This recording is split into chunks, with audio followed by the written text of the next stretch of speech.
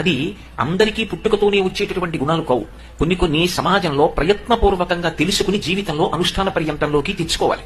ఎందుకని అంటే అవి లేనప్పుడు చదువు ఎంత ఉండనివ్వండి, దాని వలన ఉపయోగం ఉండదు సరికదా, ప్రమాదం ఎక్కువగా ఉంటుంది. నేను మీతో ఒక ఉదాహరణ చెప్పాలి అంటే, ఏమీ చదువుకోనటువంటి వ్యక్తి చెయ్యగలిగినటువంటి గొప్ప నేరం ఏమిటి అంటే ఓ దొంగతనం చేస్తాడు. పల్లెపట్టుల్లో ఏమీ చదువుకోనటువంటి వాడు ఒకవేళ సమాజంలో ప్రవర్తించవలసినటువంటి గతి తప్పితే అతను చెయ్యగలిగినటువంటి పెద్ద నేరం ఏమిటి అంటే జేబు దొంగతనం చేస్తాడు, ఇంట్లో దొంగతనం చేస్తాడు.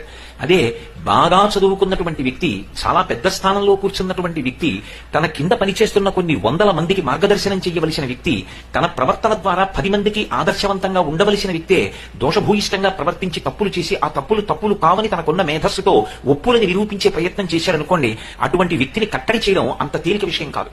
అతని దగ్గర పనిచేస్తున్న కొన్ని వందల మంది వేలెత్తి చూపించి నువ్వు ఇలా ప్రవర్తించకూడదని చెప్పడానికి సాహసించరు.